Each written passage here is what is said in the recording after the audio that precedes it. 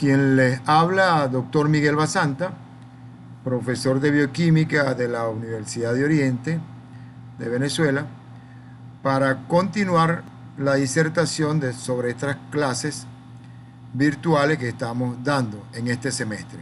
Hoy vamos a disertar sobre cadena respiratoria y fosforilación oxidativa. Para entender esto vamos a hacer un pequeño repaso de la estructura de la mitocondria, puesto que aquí en este organelo se llevan a cabo tanto el ciclo de Krebs como la fosforilación oxidativa y cadena respiratoria. Además, otras rutas metabólicas como la beta oxidación que permite entregar equivalentes reducidos a la cadena respiratoria. Lo importante en este momento es decir que la mitocondria tiene básicamente una doble membrana, una membrana externa que señalamos acá, una membrana interna que está señalada acá y una matriz mitocondrial. Esta matriz mitocondrial está dentro de la mitocondria y la membrana interna, como la miran aquí, se proyecta hacia la matriz mitocondrial para aumentar la superficie, y entre la membrana interna y membrana externa está el espacio intermembrana. La conservación de la indemnidad, de la integralidad de estas membranas es importante para poder entender lo que sería la cadena respiratoria y la fosforilación oxidativa. Las enzimas que forman parte de esta cadena respiratoria y fosforilación oxidativa están unidas a la membrana interna de la mitocondria, es decir, son proteínas integrales de la membrana interna de la mitocondria. Ahora, ¿quiénes son los tributarios para esta membrana, para estos complejos que están en la membrana interna de la mitocondria, es decir, para la fosforilación oxidativa y cadena respiratoria? Bueno, básicamente todas aquellas rutas metabólicas que producen equivalentes reducidos y electrones que son transportados por el NAC, nicotinamina adenina dinucleótido reducido, y el FA, flavina adenina dinucleótido reducido, que se producen en fases más tempranas de la respiración celular, como en el caso de la glucólisis, oxidación del piruvato por la piruvato deshidrogenasa, el ciclo de Krebs o ciclo del ácido cíclico, la beta oxidación de ácidos grasos. Ellos van a aportar toda esa cantidad de electrones y de hidrogeniones que son transportados, como repito, por el NAC y el FAC. La cadena respiratoria y fosforilación oxidativa son las últimas etapas de la respiración aeróbica y tienen dos finalidades básicas. Uno, reoxidar las coenzimas FAC y NAC con el fin de que estén de nuevo libres para aceptar electrones y protones de nuevos sustratos oxidables, es decir, de la oxidación del piruvato, de la beta oxidación, de la glucólisis, del ciclo de Krebs. Y la segunda fase importante de esta segunda finalidad importante de esta cadena respiratoria y fosforilación oxidativa es básicamente generar energía en forma de ATP. En esta lámina vamos a mostrar los diferentes complejos que forman parte de la cadena respiratoria. Son básicamente 4 complejos enzimáticos. Fíjense, tienen la primera, NAC deshidrogenasa.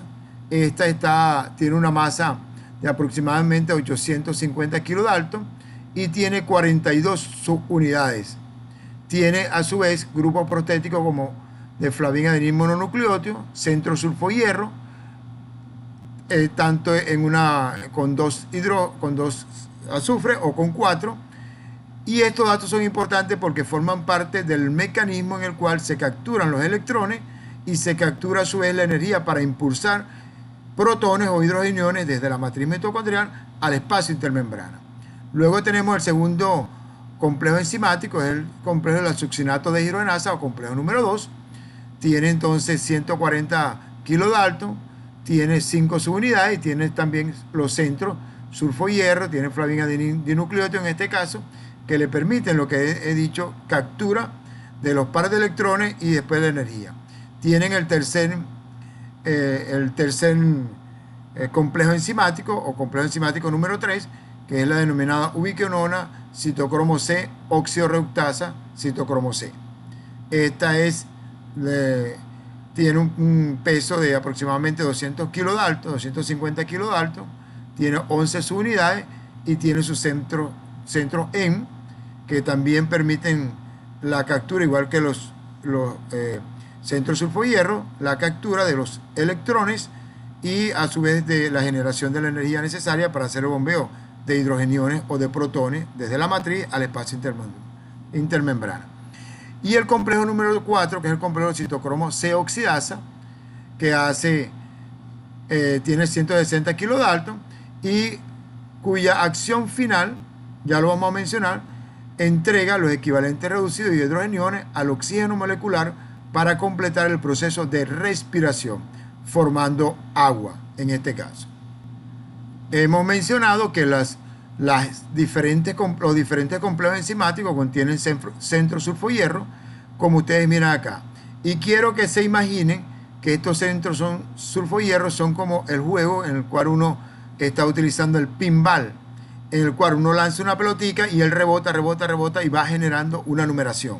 En este caso, los electrones que entran allí, pues rebotan y van generando energía cada vez, generan energía y haciendo la transferencia de hidrogeniones que van de un centro a otro, igual que el par de electrones.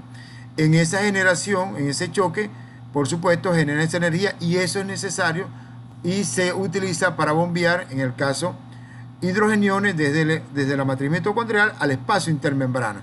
Por supuesto, cada vez la generación de energía en estos centros va a tener menor contenido, pero va a poder seguir bombeando. Entonces, esto es la finalidad de esos centros sulfo-hierro que nosotros tenemos allí en los complejos enzimáticos de la cadena. Ahora fíjense, vean, el NAC reducido posee electrones en un nivel de energía alto, por lo que puede transferirlos directamente al complejo número 1, el de la NAC deshidrogenasa o NAC oxirreductasa, como quieran que lo consigan el nombre, transformándose, una vez que entrega su par de electrones y su equivalente reducido, se transforma en NAC oxidado. Ese NAC oxidado tiene la propiedad de regresar para poder capturar nuevamente electrones y equivalentes reducidos. Se produce una serie de reacciones redox que liberan energía, la cual el complejo usa para bombear protones desde la matriz mitocondrial al espacio intermembrana de la mitocondria. El otro componente importante que entrega equivalentes reducidos y electrones a la cadena respiratoria es el FAC reducido. Posee un nivel de energía más bajo que el anterior, por lo que introduce electrones a la cadena de transporte a través del complejo número 2, el cual característicamente es el único complejo de la cadena respiratoria que no bombea protones a través de la membrana, porque no captura la suficiente energía para poder hacer ese bombeo. Y aquí vemos el ordenamiento de los diferentes complejos. Fíjense, ustedes tienen aquí el NAC que entra en el complejo número 1, complejo de la NAC oxirreductasa o NAC deshidrogenasa. Entonces él entra por el flavin mononucleótido, va a los centros sulfo-hierro, comienza, como les he mencionado, a rebotar esos par de electrones dentro de esos centros sulfo-hierro, se captura energía y se transporta entonces. Toda esa energía se utiliza para bombear protones desde la matriz al espacio intermembrana. Y luego esto par de electrones y los equivalentes reducidos se pasan a un transportador denominado coenzima Q. Ese pasa por el NAC. Ahora, ¿qué pasa con el FAC? El FAC entra por el complejo número 2. También es capturado acá, tiene su centro sulfo-hierro, se captura parte de la energía, pero no es suficiente para bombear protones desde el espacio intermembrana, desde la matriz mitocondrial al espacio intermembrana. Ambos, el complejo número 1 y el complejo número 2, entregan sus equivalentes reducidos y sus electrones a la coenzima Q o ubiquinona, cuya característica de esta ubiquinona es que transporta los electrones desde el complejo 1 y 2 al complejo número 3. El complejo número 3, como lo miramos acá, entonces recibe los electrones traídos por la ubiquinona. Esos electrones entran en el complejo número 3, entran por los diferentes citocromos que tienen allí, que son metaloproteínas, a los centros sulfo-hierro y finalmente captura parte de esa energía que contienen esos electrones y bombea hidrogeniones desde la matriz mitocondrial al espacio intermembrana.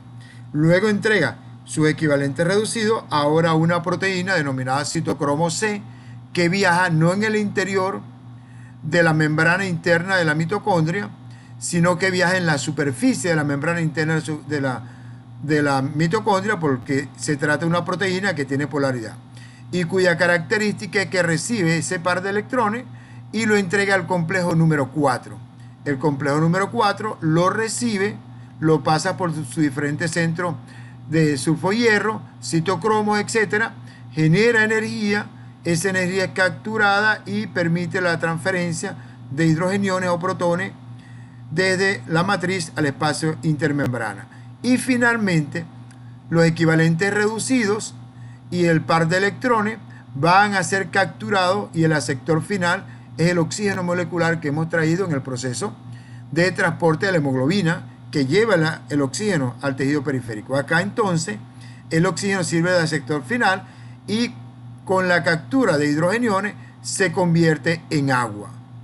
El agua, por supuesto, forma parte del metabolismo y de esta manera entonces hemos realizado el proceso de respiración. Esta es la parte final de la respiración, que es la captura de esos hidrogeniones, electrones, y se llega al oxígeno, que es el aceptor final, y hemos realizado la parte de la respiración molecular, microbiológica en cada una de las células que tienen mitocondria. Bueno, en esta lámina estamos viendo lo que yo les he mencionado, el complejo número 1, el complejo número 2, entra la ubiquinona, pasa al complejo 3, de aquí lo pasa por la citocromo C al complejo 4 y el aceptor final, que es el oxígeno molecular.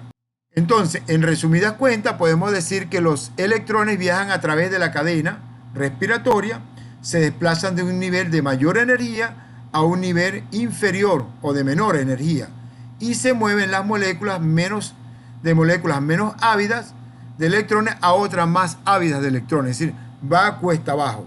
En esta transferencia de electrones se libera energía que se utiliza para bombear protones desde la matriz mitocondrial al espacio intermembrana, formando un gradiente de protones importante que aumenta cada vez en el espacio intermembrana. Este gradiente de protones significa que aumenta la fuerza protomotriz tratando de pasar a regresar a la matriz mitocondrial, pero no lo consigue por la vía normal. Aquí vemos entonces, fíjense que el NAC entra en un nivel de energía bastante elevado, menos 32 voltios. Es la energía de inicio, mientras que en el caso del FAC es menos 22 voltios. O sea, hay una diferencia importante. Por eso es que el NAC tiene, cuando entrega su par de electrones y su equivalente reducido, tiene una gran cantidad de energía que le permite bombear hidrogeniones al espacio intermembrana. Sin embargo, cuando se entra en la ubiquinona, NAOxidorreductasa, complejo número 2, no es suficiente la energía, aquí lo entrega el FA para bombear, pero después sigue el resto en los complejos enzimáticos 3 y 4 y finalmente se entrega la energía al oxígeno molecular, aproximadamente más 7 aproximadamente. Entonces, si nosotros miramos esta reacción, hemos partido de menos 32 y llegamos a más 7. Obviamente es una reacción de tipo exergónica. Esta reacción de tipo exergónica significa que se está liberando energía y que parte de esa energía se puede capturar y es lo que vamos a mencionar a continuación. Entonces hemos dicho que se bombea hidrogeniones desde la matriz mitocondrial, esto que vemos acá, al espacio intermembrana. ¿Cuánto bombean cada uno de estos complejos? Fíjense, el complejo número 1 bombea 4 hidrogeniones, esto que ustedes miramos acá, 4 hidrogeniones. El complejo número 2 no bombea. Es una proteína también integral de la membrana, pero no atraviesa totalmente la membrana interna de la mitocondria y no llega al espacio intermembrana y no tiene la energía suficiente para hacer ese bombeo. Luego tenemos el complejo número 3. ¿Cuántos hidrogeniones bombea? 4. Esto que miran acá. Aún conserva bastante energía. Y luego tenemos el complejo número 4, que bombea 2 hidrogeniones. Si nosotros entonces sacamos la cuenta y vemos cuántos hidrogeniones al espacio intermembrana puede bombear un NAC reducido, concluiríamos que sería 4 más 4 más 2, serían 10 hidrogeniones. Pero si entra por el FAC, obviamente bombearía 6 hidrogeniones, 4 aquí y 2 acá. Y les adelanto que por cada 4 hidrogeniones que bombeemos y que regrese después por esta vía, aquí les adelanto, por la vía del ATP sintasa al espacio del espacio intermembrana a la matriz, cada 4 hidrogeniones genera un ATP. Entonces pudiéramos concluir que el NAC que bombea 10 va a generar 2.2 ATP cada vez que entra un NAC a la cadena respiratoria de fosforilación oxidativa.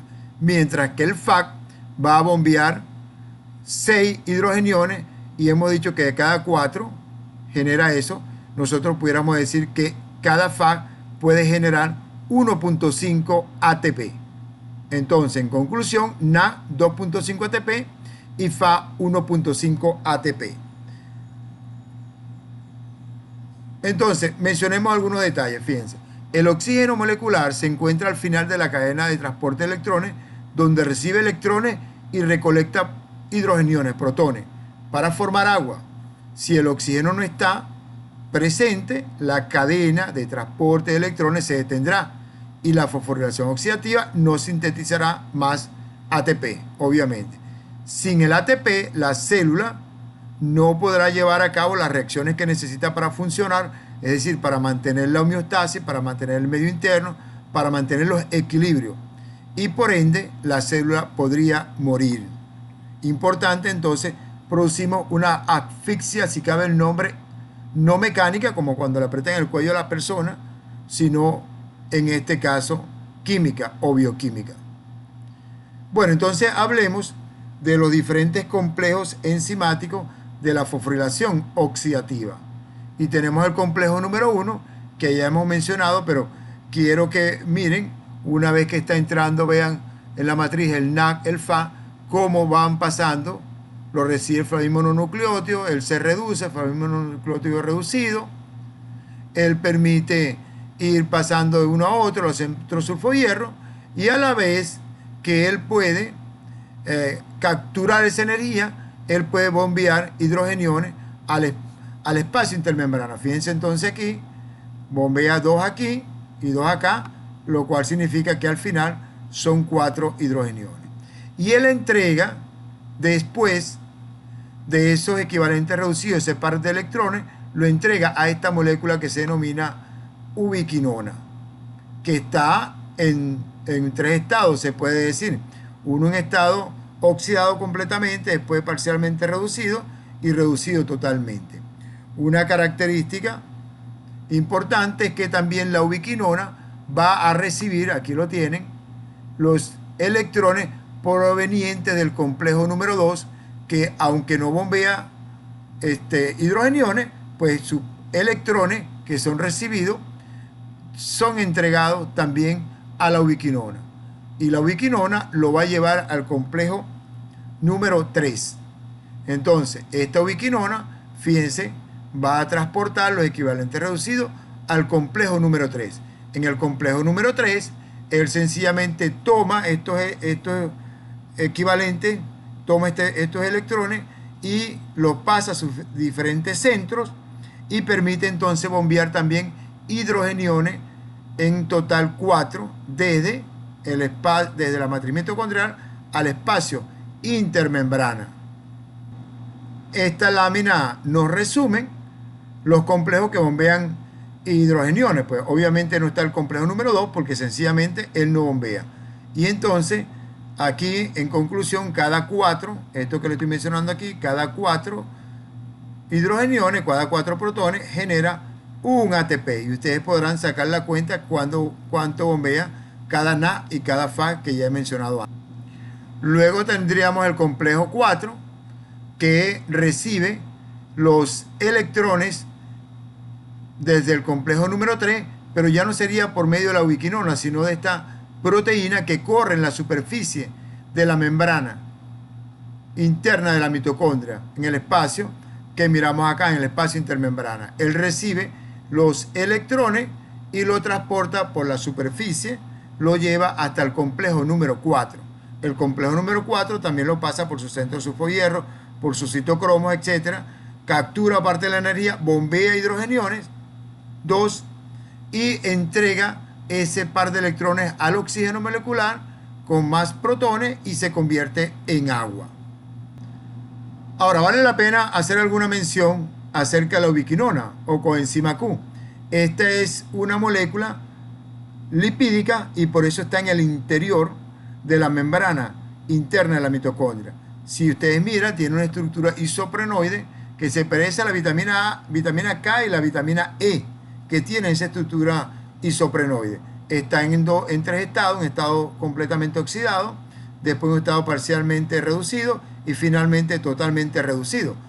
Esta estructura lipídica le permite desplazarse y se dice que es ubiquinona por la capacidad de ubicuidad, es decir, que prácticamente pudiera estar en un momento en 2 partes, es decir, una vez que lo reciben los electrones, sale disparado a la velocidad de la luz, se puede decir, o como un disparo, desde el complejo número 1 o complejo número 2 al 3, y entrega esa papa caliente que tiene de electrones al siguiente complejo número 3 para que él pueda hacer su trabajo.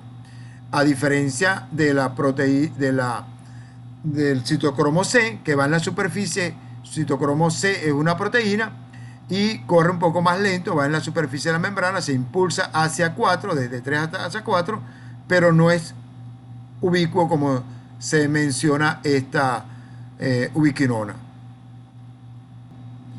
Esta es otra figura que miran acá cómo está conformada y que corre en el interior de la membrana interna de la mitocondria. Se trata entonces de la coenzima Q o ubiquinona. Ahora, hemos hablado de que hay un bombeo de hidrogeniones desde la matriz al espacio intermembrana. Eso crea un gradiente protónico importante que hace que en el espacio intermembrana se acumule gran cantidad y debe haber un mecanismo que permita el alivio de esto.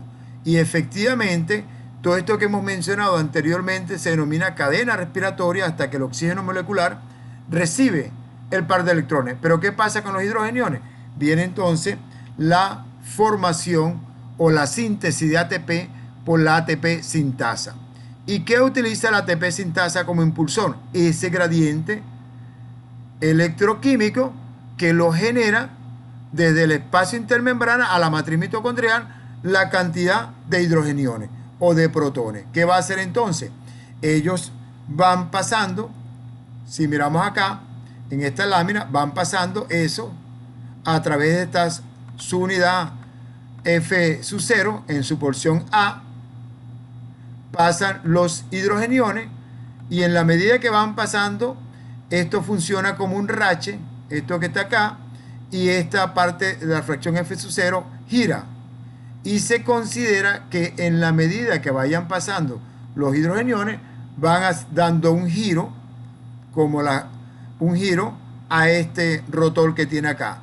Cada giro que da no se puede regresar. ¿Por qué?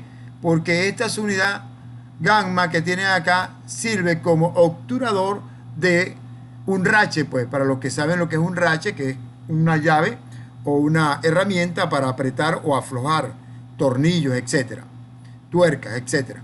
Entonces ese rache permite que la vuelta que se vaya dando hacia adelante no se suelte. ¿Y qué va a pasar con esto? Esto funciona como los relojes de cuerda o como las cajitas de música. Usted le va dando cuerda y cuando llega un momento determinado que ha acumulado la suficiente energía, él se regresa bruscamente y a la par que hace eso, se integra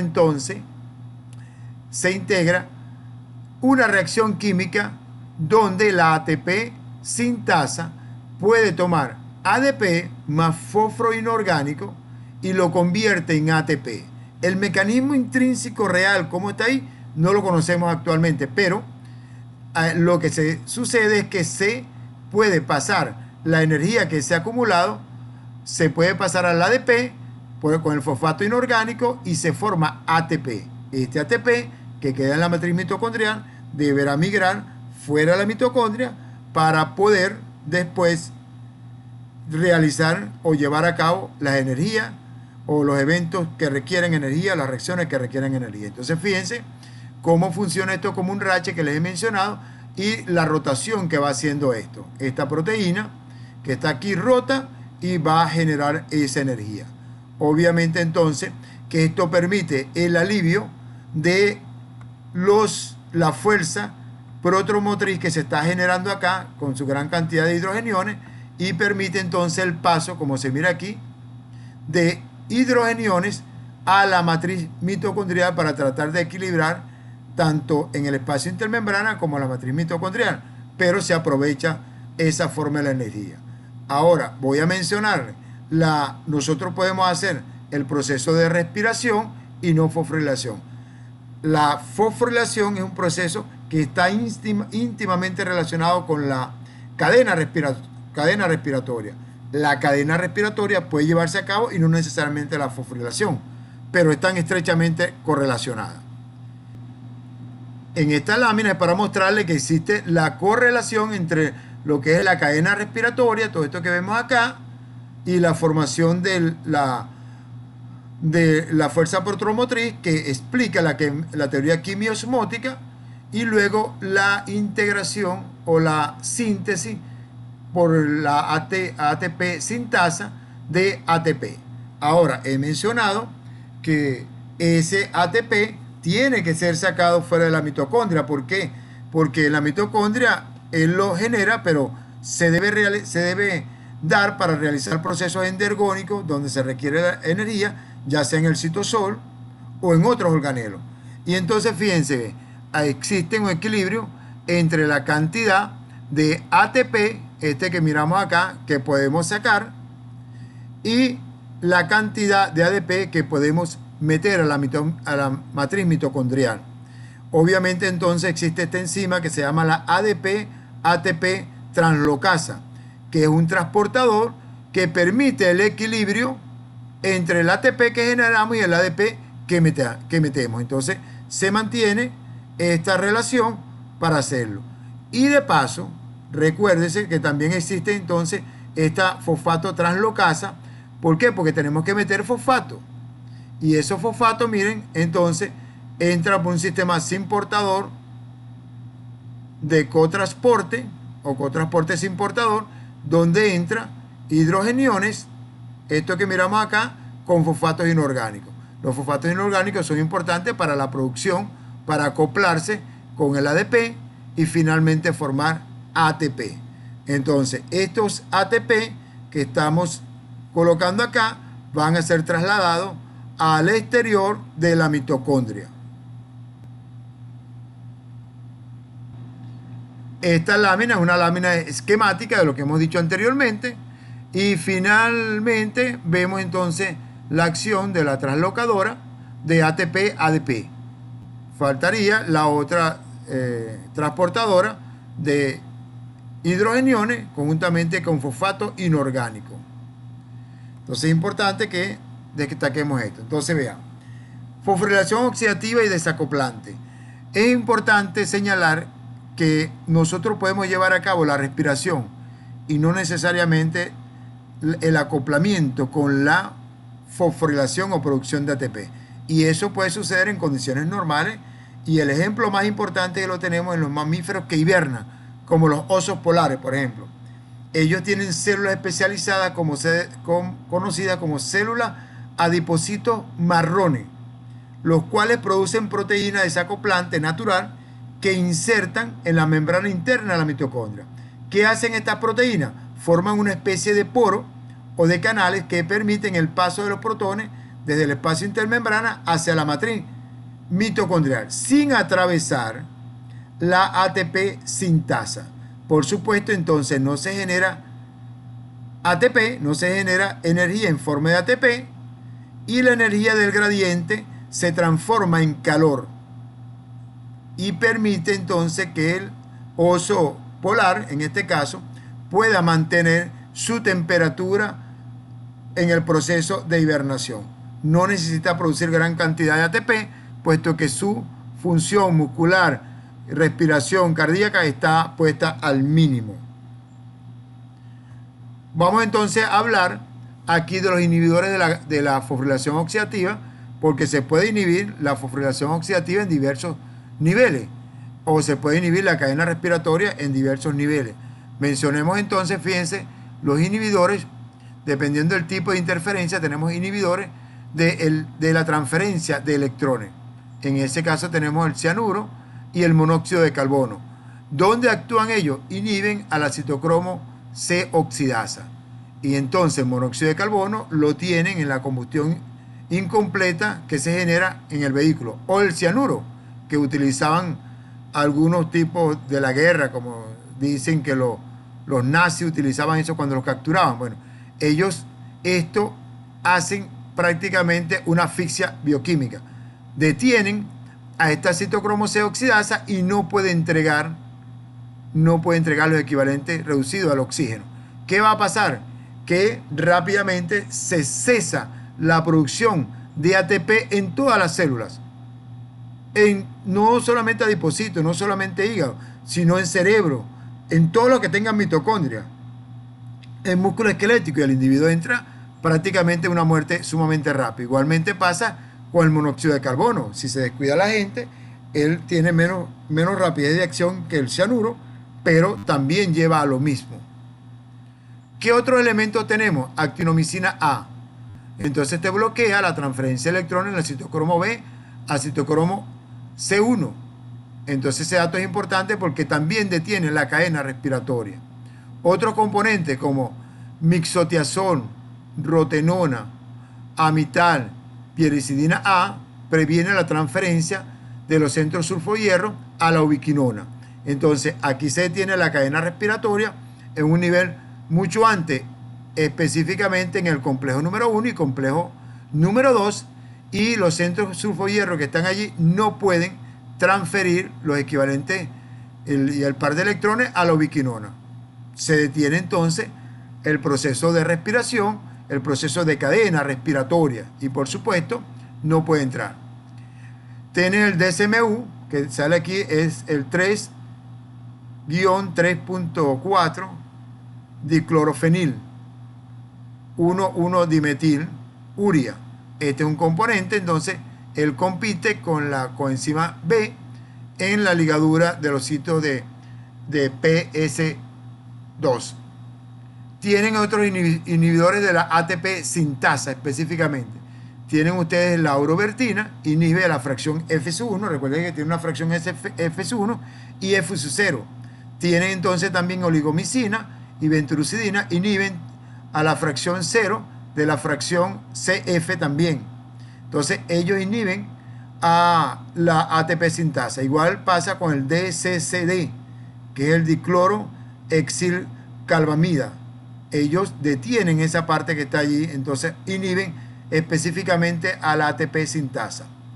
Tienen los desacoplante de la transferencia electrónica y cadena respiratoria y fosforilación oxidativa. Entonces son todas aquellas sustancias, naturales o no, que permiten hacer respiración, pero no fosforilación, y desacopla.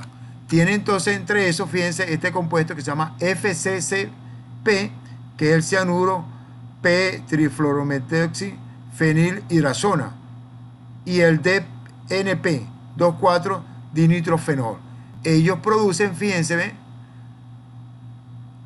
son unos transportadores o acarreadores de protones hidrofóbicos. Por supuesto, esto permite abrir un canal o un hueco en la membrana interna de la mitocondria y se fugan ahí los hidrogeniones.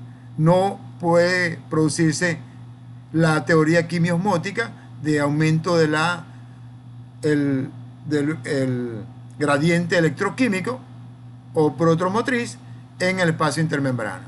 Tienen otros componentes como la valinomicina, que produce un ionófero de potasio, el cual también crea un canal y por supuesto se crea una salida en este caso de potasio, pero la carga disminuye, entonces esos protones que están allí no tienen la fuerza suficiente. Tienen este componente natural que se llama termogenina.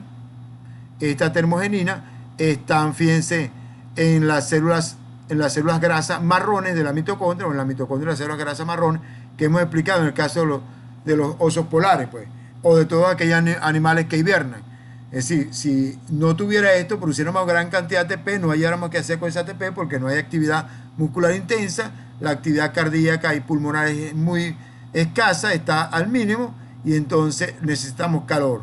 Y por eso entonces se lleva a cabo el proceso de respiración con la producción de calor, pero no el proceso de generación de ATP. Y luego, fíjense, tenemos los inhibidores de la proteína que hace el intercambio de la translocadora, que hace el intercambio ADP-ATP. Si tenemos esa inhibición, y eso lo hace la tractilócido, inhibe a la translocasa de adenina-nucleótido. Entonces se va a acumular el ATP dentro de la mitocondria. Esto al final lleva entonces a que al no salir ATP ni entrar ADP, finalmente se detiene la producción de ATP y la mitocondria deja de producir ATP, lo cual también es un efecto catastrófico porque no tendríamos ATP para darlo al espacio, digamos, al espacio extra mitocondrial y con ello poder llevar a cabo reacciones. Entonces es importante que tengamos eso. Fíjense entonces aquí, el desacoplamiento permite el escape de esos hidrogeniones o de carga positiva y la fuerza protomotriz se pierde. Hay una fuga de protones. Aquí otro sitio para que ustedes lo tengan, ya lo hemos mencionado, pero para que vean dónde pueden actuar otros componentes que inhiben la cadena respiratoria y fosforilación oxidativa. Aquí se lo dejo, ustedes lo copian y lo estudian. Esto es lo que está pasando con una maquinaria que está ensamblada y usted le pone, como decir, palos a la carreta o le pone inhibidores para que no se lleve a cabo. Finalmente, con esto culminamos el capítulo de ciclo de Krebs y oxidaciones biológicas. Espero que cualquier duda me la puedan hacer llegar por las vías que ustedes acostumbran, ya sea por el canal o a través de WhatsApp, que nosotros nos comunicamos con la clase. Bueno, hasta la próxima vez.